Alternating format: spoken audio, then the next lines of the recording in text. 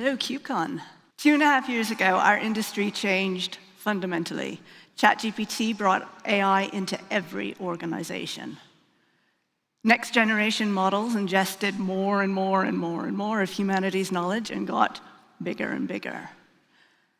And the way we interacted with these models got bigger as well. We moved from just chat to multimodal AI. We also got bigger in how we interacted with them. Instead of just having small snippets of text, we had enormous volumes of context state. But state has weight. All of this data in one big monolith wasn't sustainable, and it wasn't scalable. So we had to break up the monolith again. We need to move to smaller models. Smaller models means orchestration. And we also want agents that are interacting with the various parts of the system, which is distributed computing. So if you squint, this should look really quite familiar. This should look a lot like the same kinds of patterns that we've already solved with Kubernetes, which is awesome. But there's always a but. These systems have an awful lot of state. The paradigm that we've been working with for cloud native is that stateless is good. AI is the opposite. AI is all about state. So the question is, how do we evolve? How do we shift that paradigm to make Kubernetes AI native? So let's not forget that Kubernetes already provides very strong primitives for us to manage state. We have persistent volumes, which provides durable storage. We've got stateful sets that provides us with a stable identity and access to storage for pods. And we also have daemon set that provide us with a consistent way of deploying pod across node. And to some extent, that allows us to have kind of node-level state management.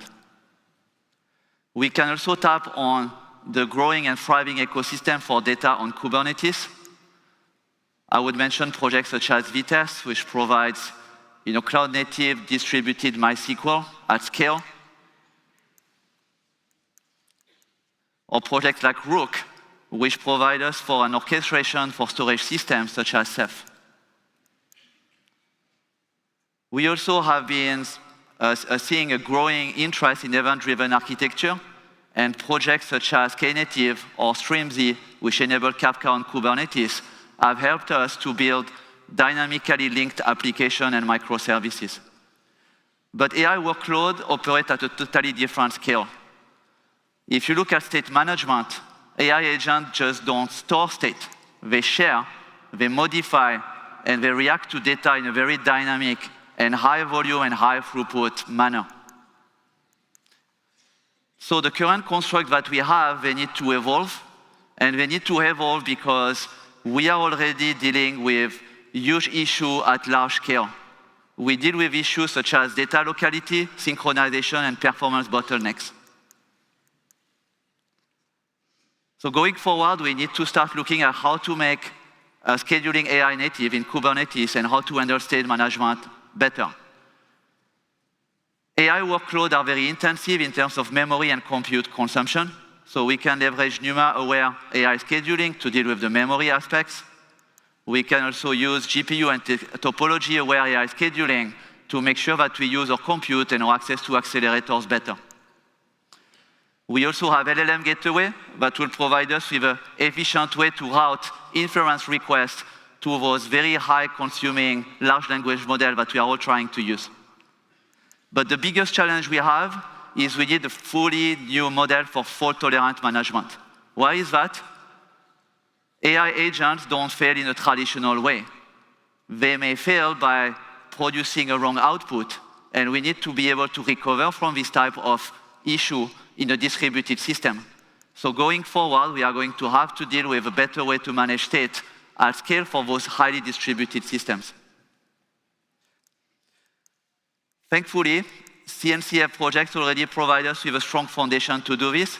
Q is an extremely interesting workload management capability on Kubernetes. We have Envoy AI Gateway, Kserve and VLM that provide us with a scalable inference management for Gen AI model. And we've got Deeper and Deeper agents that help us build highly distributed, intelligent architecture and systems. Finally, OpenTelemetry is a very, very big dependency for us when we are starting to look at how to correlate observability across dynamic AI agents. And you can read about the progress that the CNCF AI working group has made. There's a really good white paper showing that there's lots of progress already because we've got such a strong foundation. We've got such an amazing ecosystem and community. We can lead this shift towards decentralized AI because AI is going to change cloud native and it's going to move to intelligent state aware, but we can build this together. So if you'd like to hear more, Vincent has a talk tomorrow about AI on Kube. We've also got a live Red Hat demo this afternoon at 3:30 in the demo theater. And then, of course, do come see us at the Red Hat booth. Thank you very much. Thank you.